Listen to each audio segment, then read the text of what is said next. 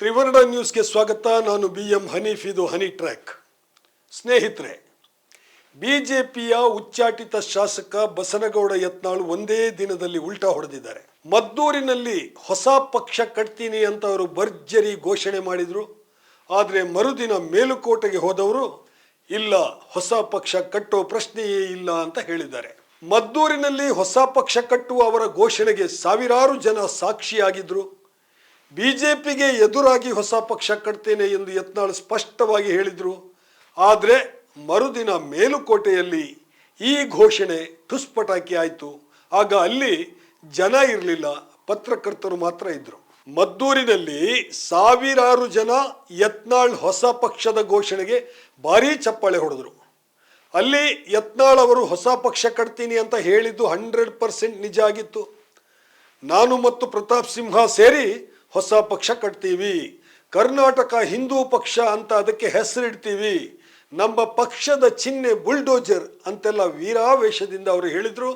ಕರ್ನಾಟಕಕ್ಕೆ ಯೋಗಿ ಆದಿತ್ಯನಾಥ್ ಮಾದರಿಯ ಸರ್ಕಾರ ಬೇಕು ಅಂತ ಕೂಡ ಯತ್ನಾಳ್ ಮದ್ದೂರಿನಲ್ಲಿ ಕರೆ ನೀಡಿದರು. ಆದರೆ ಒಂದೇ ದಿನದಲ್ಲಿ ಯತ್ನಾಳ್ ಅವರು ಉಲ್ಟಾ ಹೊಡೆದದ್ದು ಯಾಕೆ?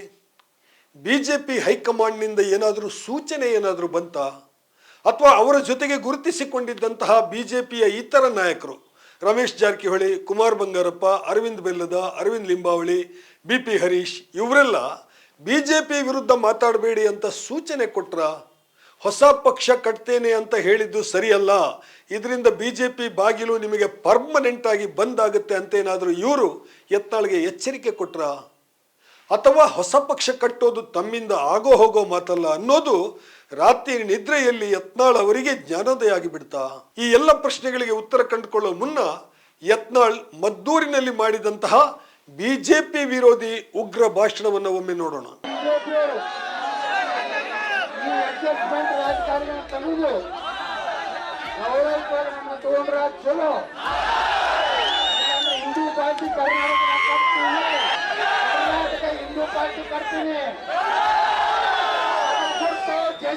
ನೋಡಿದ್ರಲ್ವಾ, ಇಲ್ಲಿ ಒಂದು ಅಂಶ ಬಹಳಷ್ಟು ಜನ ಗಮನಿಸಿದಂತಿಲ್ಲ. ಭಾಷಣದ ಉದ್ದಕ್ಕೂ ಯತ್ನಾಳ್ ಅವರು ಒಂದು ಧರ್ಮದ ಜನರ ವಿರುದ್ಧ ದ್ವೇಷವನ್ನೇ ಕಾರಿದ್ರು. ಆದರೆ ಅದರ ಮಧ್ಯೆಯೇ ಹೊಸ ಪಕ್ಷದ ವಿಷಯ ಎತ್ತಿದ್ರು ಮತ್ತು ಈ ವಿಷಯ ಅವರ ಬಿಜೆಪಿ ನಾಯಕರ ವಿರುದ್ಧದ ದ್ವೇಷವನ್ನು ಕೂಡ ಎತ್ತಿ ತೋರಿಸಿತು. ಯತ್ನಾಳ್ ಮಾತು ಇಲ್ಲಿ ಸ್ಪಷ್ಟವಾಗಿದೆ. ಅವರು ಹೇಳ್ತಾರೆ, ಬಿಜೆಪಿಯವರು ಈ ಅಡ್ಜಸ್ಟ್ಮೆಂಟ್ ರಾಜಕಾರಣ ಬಿಟ್ಟು ಗೌರವಯುತವಾಗಿ ನಮ್ಮನ್ನ ಪಕ್ಷಕ್ಕೆ ತೆಗೆದುಕೊಂಡ್ರೆ ಒಳ್ಳೆಯದು. ಇಲ್ಲಾಂದ್ರೆ ನಾನು ಹಿಂದೂ ಪಾರ್ಟಿ ಕಟ್ತೀನಿ, ಕರ್ನಾಟಕ ಹಿಂದೂ ಪಾರ್ಟಿ ಕಟ್ತೀನಿ, ನನ್ನ ಪಕ್ಷದ ಗುರುತು JCB. ಇದು ಯತ್ನಾಳ್ ಮದ್ದೂರಿನಲ್ಲಿ ಸ್ಪಷ್ಟವಾಗಿ ಹೇಳಿದಂತಹ ಮಾತುಗಳು. ಇದರ ಅರ್ಥ ಸ್ಪಷ್ಟವಾಗಿದೆ. ಯತ್ನಾಳ್ ಬಿಜೆಪಿಯನ್ನು ಬ್ಲ್ಯಾಕ್ ಮೇಲ್ ಮಾಡ್ತಿದ್ದಾರೆ, ಹೈಕಮಾಂಡ್ಗೆ ನೇರವಾಗಿ ಎಚ್ಚರಿಕೆ ಕೊಟ್ಟಿದ್ದಾರೆ. ಹೀಗೆ ನೇರ ಎಚ್ಚರಿಕೆ ಕೊಡೋದಕ್ಕೆ ಅವರಿಗೆ ಧೈರ್ಯ ಬಂದದ್ದು ಎಲ್ಲಿಂದ ಅಂದರೆ ಮದ್ದೂರಿನಲ್ಲಿ ಸೇರಿರುವಂತಹ ಅಪಾರವಾದಂತಹ ಜನಸ್ತೋಮದಿಂದ. ಮದ್ದೂರಿನಲ್ಲಿ 3 ದಿನಗಳ ವಿದ್ಯಮಾನವನ್ನು ಗಮನಿಸಿದಾಗ ಒಂದು ಅಂಶ ಸ್ಪಷ್ಟವಾಗ್ತದೆ. ಮದ್ದೂರಿನ ಹಿಂದೂ ಕಾರ್ಯಕರ್ತರು ಯಾರೂ ಬಿಜೆಪಿಯ ವರಿಷ್ಠ ನಾಯಕರನ್ನ ಅಂದರೆ ಅಲ್ಲಿಗೆ ಬಂದಂತಹ ವರಿಷ್ಠ ನಾಯಕರನ್ನ ಗಂಭೀರವಾಗಿ ಪರಿಗಣಿಸಿದಂತೆ ಕಾಣಿಸ್ತಾ ಇಲ್ಲ. ಆರ್ ಅಶೋಕ್, ಅಶ್ವಥ್ ನಾರಾಯಣ್, CT ರವಿ ಮತ್ತು ಸ್ವತಃ ಪಕ್ಷದ ರಾಜ್ಯಾಧ್ಯಕ್ಷ ವಿಜಯೇಂದ್ರ ಕೂಡ ಮದ್ದೂರಿಗೆ ಆಗಮಿಸಿದ್ರು. ಅವರು ಬರೋ ಸುದ್ದಿಯನ್ನು ಮೊದಲೇ ಸ್ಥಳೀಯ ನಾಯಕರಿಗೆ ತಿಳಿಸಿ ಪಕ್ಷದ ಕಾರ್ಯಕರ್ತರನ್ನು ದೊಡ್ಡ ಮಟ್ಟದಲ್ಲಿ ಸೇರಿಸಬೇಕು ಅಂತ ಸೂಚನೆ ನೀಡಲಾಗಿತ್ತು. ಪತ್ರಕರ್ತರಿಗೂ ಕೂಡ ಮೊದಲೇ ಮಾಹಿತಿಯನ್ನು ನೀಡಲಾಗಿತ್ತು. ಆದರೆ ಅವತ್ತಿನ ಸಭೆಗೆ ಬಂದ ಜನ ಅಷ್ಟೇನೂ ಇರಲಿಲ್ಲ.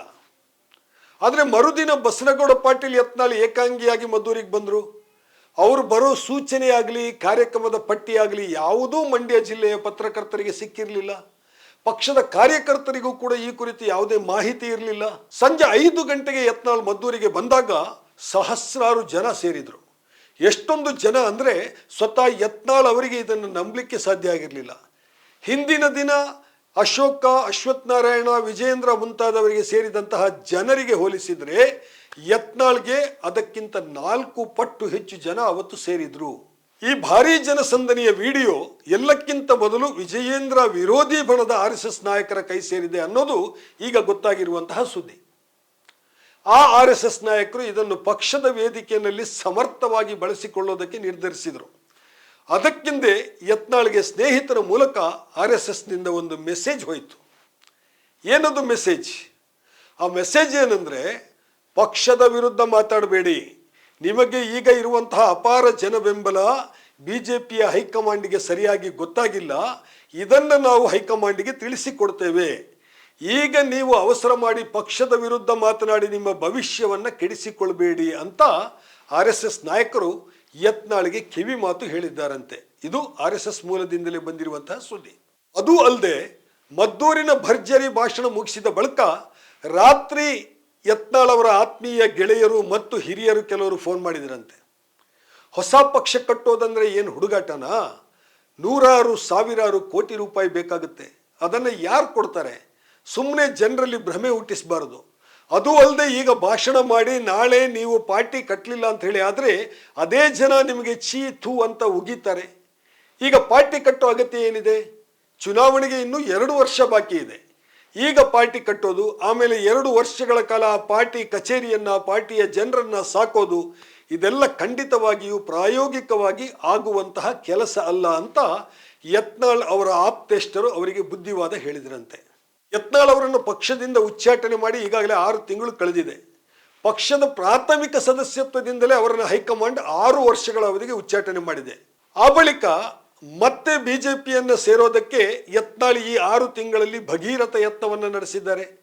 ಯತ್ನಾಳ್ ಜೊತೆಗೆ ಇರುವಂತಹ ರಮೇಶ್ ಜಾರಕಿಹೊಳಿ, ಅರವಿಂದ ಬೆಲ್ಲದ, GM ಸಿದ್ದೇಶ್ವರ, ಕುಮಾರ್ ಬಂಗಾರಪ್ಪ ಎಲ್ಲರೂ ಕೂಡ ಯತ್ನಾಳ್ ಉಚ್ಚಾಟನೆಯನ್ನು ರದ್ದುಗೊಳಿಸೋದಕ್ಕೆ ಪಕ್ಷದ ಮಟ್ಟದಲ್ಲಿ ಸಾಕಷ್ಟು ಪ್ರಯತ್ನ ಪಟ್ಟಿದ್ದಾರೆ. ಅವರು ತಮಗೆ ಗೊತ್ತಿರುವಂತಹ ಹೈಕಮಾಂಡ್ ನಾಯಕರ ಬಳಿಯಲ್ಲಿ ಬಹಳ ಸಲ ಮಾತಾಡಿದ್ದಾರೆ. 2 ಬಾರಿ ಇದಕ್ಕೆಂದೇ ದೆಹಲಿಯ ಯಾತ್ರೆಯನ್ನು ಕೂಡ ಮಾಡಿದ್ದಾರೆ. ಆದರೆ ಅವರ ಈ ಯಾವ ಪ್ರಯತ್ನಗಳು ಕೂಡ ಫಲಕಾರಿಯಾಗಿಲ್ಲ.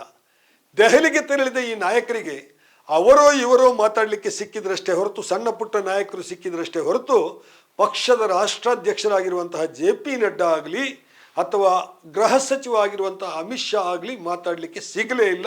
ಅಪಾಯಿಂಟ್ಮೆಂಟ್ ಕೂಡ ಕೊಡಲಿಲ್ಲ. ಇನ್ನು 6 ವರ್ಷ ಯತ್ನಾಳ್ಗೆ ಪಕ್ಷದ ಬಾಗಿಲು ತೆರೆಯೋದಿಲ್ಲ ಅನ್ನೋದು ಆಗಾಗಲೇ ಖಚಿತವಾಗಿತ್ತು. ಕರ್ನಾಟಕ ವಿಧಾನಸಭೆಗೆ ಇನ್ನು ಚುನಾವಣೆ ನಡೆಯೋದು 2028ರಲ್ಲಿ. ಯತ್ನಾಳ್ ಅವರ ಉಚ್ಚಾಟನೆ 6 ವರ್ಷಕ್ಕೆ ಅಂದರೆ 2031ರವರೆಗೂ ಅವರು BJPಯ ಒಳಗಡೆ ಬರಲು ಸಾಧ್ಯವೇ ಇಲ್ಲ. ಅದರಲ್ಲೂ BS ಯಡಿಯೂರಪ್ಪ ಅವರು ಹೆಲ್ಮ್ ಆಫ್ ದಿ ಅಫೇರ್ಸ್ ಅಂದರೆ ಶೃಂಗದಲ್ಲಿ ಇರೋ ತನಕ ಯತ್ನಾಳ್ ಪಕ್ಷದ ಹೊರಗಿನಿಂದ ಉಚ್ಚಾಟಿತರಾಗಿಯೇ ತಿರುಗಾಡಬೇಕಾಗುತ್ತೆ. ಇದು ಗೊತ್ತಾಗಿಯೇ ಯತ್ನಾಳ್ ಅವರು ಇತ್ತೀಚೆಗೆ ತುಂಬ ಹತಾಶರಾಗಿದ್ದರು ಅಂತ ಕೂಡ ಅವರ ಆಪ್ತ ವಲಯಗಳು ಹೇಳ್ತಾ ಇವೆ. ಈಗ ಮದ್ದೂರಿನ ಗಣಪತಿ ಮೇಲೆ ಕಲ್ಲೆಸೆತದ ಘಟನೆ ಯತ್ನಾಳ್ ಅವರ ಪಾಲಿಗೆ ಒಂದು ವರವಾಗಿ ಬಂದಿದೆ. ಅದರಲ್ಲೂ ಮದ್ದೂರಿನಲ್ಲಿ ಅಷ್ಟೊಂದು ಜನಸಾಗರ ತಮ್ಮನ್ನು ಸ್ವಾಗತಿಸಲು ಬರುತ್ತೆ ಅಂತ ಸ್ವತಃ ಯತ್ನಾಳ್ ಅವರು ಕೂಡ ನಿರೀಕ್ಷೆ ಮಾಡಿರಲಿಲ್ಲ. ಈ ಜನಸಂದಣಿಯೇ ಈಗ ಯತ್ನಾಳ್ ಅವರಲ್ಲಿ ಮತ್ತೆ ಪಕ್ಷ ಸೇರುವಂತಹ ಕುರಿತು ಒಂದು ಸಣ್ಣ ಆಶಾಭಾವನೆಯನ್ನು ಮೂಡಿಸಿದೆ ಎನ್ನಲಾಗ್ತಾ ಇದೆ. ಹಾಗಂತ ಪಕ್ಷ ಅಷ್ಟು ಸುಲಭವಾಗಿ ಯತ್ನಾಳ್ ಅವರಿಗೆ ಮತ್ತೆ ಬಾಗಿಲು ತೆರೆಯುತ್ತಾ? ಅದು ಅಷ್ಟು ಸುಲಭವಾಗಿ ತೆರೆಯಲ್ಲ ಅನ್ನೋದು ಯತ್ನಾಳ್ ಅವರಿಗೂ ಗೊತ್ತು. ಅದಕ್ಕೆಂದೇ ಅವರು ಈಗ ಇಲ್ಲ, ನಾನು ಹೊಸ ಪಕ್ಷ ಕಟ್ಟೋದಿಲ್ಲ ಅಂತ ಬಹಳ ಸ್ಪಷ್ಟವಾದಂತಹ ಒಂದು ಹೇಳಿಕೆಯನ್ನು, ಸ್ಪಷ್ಟೀಕರಣವನ್ನು ನೀಡಿದ್ದಾರೆ. ಮದ್ದೂರಿನ ವಿಡಿಯೋ ವೈರಲ್ ಆದ ಬಳಿಕ ಮೇಲುಕೋಟೆಗೆ ಹೋಗಿ ತಲುಪೋದ್ರೊಳಗಡೆ ಅವರ ಸ್ಟೇಟ್ಮೆಂಟ್ ಬದಲಾಗಿದೆ. ಇನ್ನೊಂದೆಡೆ ಮದ್ದೂರಿನ ಈ ಬೆಳವಣಿಗೆಯಿಂದ ಸಹಜವಾಗಿಯೇ BY ವಿಜಯೇಂದ್ರ ಅವರಿಗೆ ಹೊಸ ತಳಮಳ ಉಂಟಾಗಿದೆಯಂತೆ. ಮದ್ದೂರಿನ ಈ ವಿಡಿಯೋಗಳನ್ನೇ ಹಿಡಿದುಕೊಂಡು, ಅಂದರೆ ಯತ್ನಾಳ್ ಅವರು BJP ಪಕ್ಷದ ವಿರುದ್ಧವಾಗಿ ಮಾತಾಡಿದ್ದು, BJPಗೆ ಬ್ಲ್ಯಾಕ್ ಮೇಲ್ ಆಗೋ ರೀತಿಯಲ್ಲಿ ಮಾತಾಡಿದ್ದು, ಈ ವಿಡಿಯೋವನ್ನು ಹಿಡಿದುಕೊಂಡು ವಿಜಯೇಂದ್ರ ಈಗಾಗಲೇ ದೆಹಲಿ ತಲುಪಿದ್ದಾರಂತೆ. ಮತ್ತೆ ಪಕ್ಷದೊಳಕ್ಕೆ ಯತ್ನಾಳ್ ಪ್ರವೇಶ ಆಗದಂತೆ ತಡೆಯೋದಕ್ಕೆ ಅವರು ತಮ್ಮ ಪ್ರಯತ್ನಗಳನ್ನು ಆರಂಭಿಸಿದ್ದಾರೆ ಎಂಬ ಸುದ್ದಿ ಪಕ್ಷದ ವಲಯದಲ್ಲಿ ಈಗಾಗಲೇ ಹಬ್ಬಿದೆ. ಯಡಿಯೂರಪ್ಪ ಅವರನ್ನು ಎದುರು ಹಾಕ್ಕೊಂಡು ಯತ್ನಾಳ್ ಅಂತೂ ಮತ್ತೆ BJP ಒಳಗೆ ಬರೋದು ಕಷ್ಟ.